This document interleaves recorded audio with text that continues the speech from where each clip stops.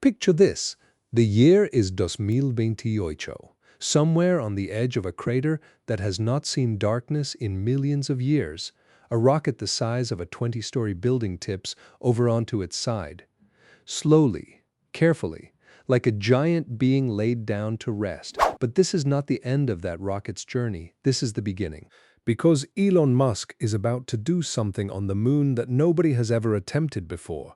He is going to turn his own spaceship into humanity's first real home away from Earth, and he has already given it a name, Alpha City, a blend of Audacity and Lunar City, and honestly, the name fits. This base will sit right on the rim of Shackleton Crater, a place where the sun almost never sets and frozen water hides just beneath the surface, waiting to be turned into rocket fuel. For the very first time, NASA's old dream of a permanent lunar base might actually come true. Except this time, it is being built with Elon-level ambition and a lot fewer PowerPoint slides. Here is the genius behind it. SpaceX is not planning to build a separate structure on the moon. They are not packing modules into rockets and assembling them piece by piece. Instead, they are using the Starship itself as the base. The lunar version of Starship is already designed to be self-contained. It has living quarters built in. It has workspaces. It has life support systems.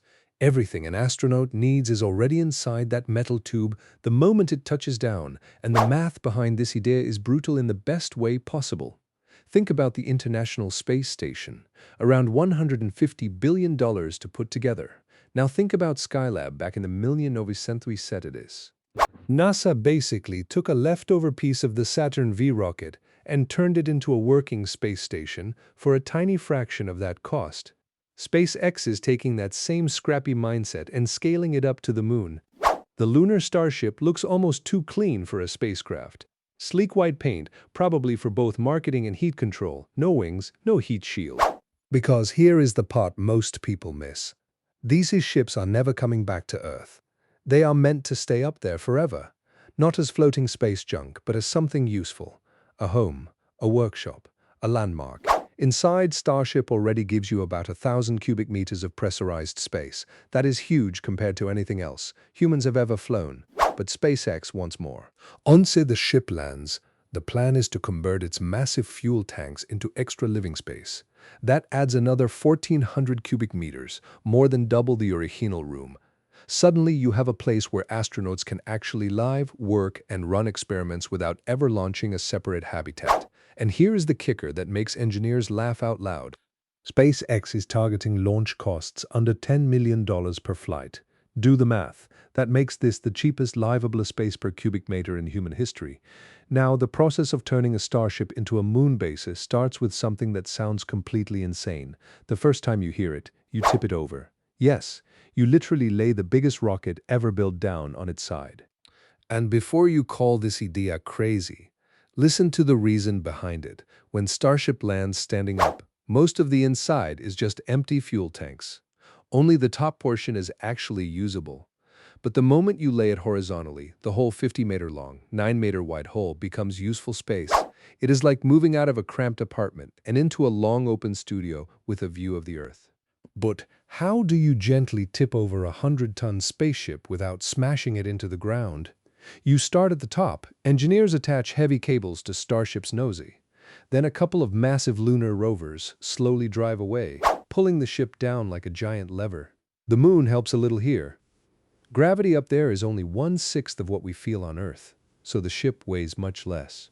But the surface is dusty and slippery, almost like powdered sugar. So before any tipping happens, engineers blast the ground with rocket engines to pack the dust down and create a stable foundation. There is also a second method called the winch and anchor approach. Imagine a giant electric reel, almost like a fishing winch on steroids, bolted to something solid, maybe a boulder, maybe a steel spike driven deep into the lunar soil, maybe even the landing leg of another Starship. You run a cable from the winch up to the nose. Then you slowly start reeling it in. The cable tightens, the ship leans, and eventually it settles down gently on its side. No crash, no drama. Once the ship is down, the rail transformation begins. Astronauts climb inside and start stripping out the old rocket parts they no longer need. Then they begin building a new floor that runs down the middle of the hull. Think of it like turning a hollow metal cylinder into a long, cozy hallway. From there, the essentials start going in. Walls, lights, plumbing, air filters, wiring snaking through every corner. Eventually, what was once a rocket starts looking like a place where people actually live. There is a kitchen area, showers, a small gym, sleeping quarters, even entertainment screens to keep the crew sane during the long nights. Basically, a lunar loft with the best view in the solar system. But do not picture a quick weekend renovation. Expanding into the fuel tanks alone takes about 165 working days. Around 60 of those days are just spent modifying the tanks themselves. And remember, these astronauts are working in bulky spacesuits with limited tools, surrounded by sharp lunar dust that gets into everything and the constant fear of an air leak. This is exactly why robots will probably do most of the dangerous work. Tesla bots or something similar could handle the heavy lifting and the fine assembly, keeping humans safe while the construction moves faster than any space project before it. The final layout aims for something open and simple, a single long floor sitting about a third of the way up from the base, storage below, equipment access underneath the deck, and a high open ceiling above to fight off the closed-in feeling that comes from living inside a metal tube. And here is a fun twist. The sections that are not in use could be leased out to private companies. Imagine research labs, 3D printing facilities, or even early tourist pods, all tucked inside retired starships sitting on the moon. A lunar base is only as strong as the power keeping it alive. And on Shackleton Crater's rim, SpaceX has a serious advantage. The sun almost never goes down there, so the energy strategy is simpler. Catch as much sunlight as possibly, all the time. Big solar panels would be set up around the crater's edge. The sun stays low in the sky there, almost like a permanent sunrise. Normally in space, the sun delivers about 1,361 watts of energy per square meter. On the moon, with no atmosphere to soak up that light, good panels can pull in 300 to 400 watts per square meter. That is 20 to 25% more than what we get on Earth. And unlike most spots on the moon that go pitch dark for 14 straight days, Shackleton's rim almost never sleeps. That means the base can keep running non-stop, powering 3D printers that build with moon dust, charging rovers, refueling starships, supporting a crew of 4 to 6 scientists and engineers, streaming data back to Earth in real time. But even with all that sunlight, you need a backup. Shadows happen. Equipment breaks. A company called Starcatcher is already working on a wild solution. They want to beam concentrated sunlight to the base using special lenses in orbit. The boost could be up to 10 times stronger than normal sunlight. Of course, that kind of energy is dangerous, so engineers would have to be very careful with where they aim it, growing the base. Starship is roomy, no doubt about that. Enough for short missions or a small crew. But NASA's Artemis plans involve month-long stays. And for that, astronauts need more space, both physically and mentally. That is where 3D printing with lunar regolith comes in. Picture this: robots scooping up moon dust and feeding it into a giant printer that slowly builds new rooms right next to Starship. Labs, storage units, extra bedrooms, all printed from the material already lying around for free. Over time, the base grows naturally, a hybrid habitat where the original rocket sits at the heart of an expanding lunar village. But once construction is done, survival becomes the next challenge, because even the best-built base will not last long without protection from the moon's two deadliest threats: meteorites and cosmic radiation. The solution is buried in the soil itself. Cover the habitat with about 5 meters of lunar regolith, and you create a natural bunker. The thick layer absorbs radiation and shields against small meteorite impacts. It is basically using the moon to protect you from the moon.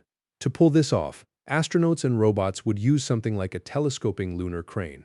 Imagine a long mechanical arm with a shovel, or a clamshell bucket at the end. It scoops up regolith and slowly dumps it over the Starship's hull, layer after layer, until the entire ship is buried under a thick protective blanket of moon dust. It sounds like extra work, but it is one of the most important steps, not just for safety but for learning. Because the real goal of all this is not just to live on the moon. It is to figure out how to live off-world permanently, while NASA stays laser-focused on putting boots back on the moon before China does. Elon Musk is thinking way bigger. In his eyes, repeating Apollo is not the win it used to be. A permanent crewed science base would be far more impressive than copying what astronauts already pulled off back in 1969. And honestly, he has a point. For Musk, the real challenge of this decade is not visiting the moon. It is building a place where humans actually live there full time, and that is a completely different level of difficulty. We are talking about dust storms made of razor-sharp particles, nights that last 2 whole Earth weeks with zero sunlight, radiation strong enough to make Earth's worst sunburn feel like a joke, and the silence of a place where no one has set foot since 1972. Apollo the SAT still holds the record for the longest human stay on the moon. Just 3 days. A historic moment, sure. But if humanity ever wants to truly stay, not just visit, we have to master endurance. Those quick Apollo trips were perfect for bragging rights, but they did not give us time to do much with the moon itself. No time to mine ice. No time to test long-term habitats. No time to figure out the small details that decide a life or death in space. Now SpaceX and others are shifting the focus completely. The goal is not to plant another flag. The goal is to practice living off-world. Think of it as a dress rehearsal for Mars. And here's the strange truth most people do not realize. The moon is actually harsher than Mars in many ways. No atmosphere, freezing nights, constant radiation. If humans can survive there, Mars will feel almost like a tropical getaway in comparison. This is where a concept called in situ resource utilization comes in. The idea is simpler. Instead of shipping everything from Earth, use what is already on the moon. Lunar soil contains huge amounts of oxygen locked inside the rocks. Heat it up, run electricity through it, and the oxygen comes free. Lab experiments have already pulled out almost all of it. That oxygen becomes breathable air for the crew. It also becomes liquid oxygen fuel for Starship. Imagine refueling a rocket on the moon using nothing but moon dust and sunlight. If SpaceX can pull this off, Mars missions suddenly become cheaper, safer, and far more realistic. So when Starship finally tips over on Shackleton's rim in 2028, it will not just be the start of a moon base. It will be the moment humanity stops being a one-planet species. And honestly, that is a story worth telling.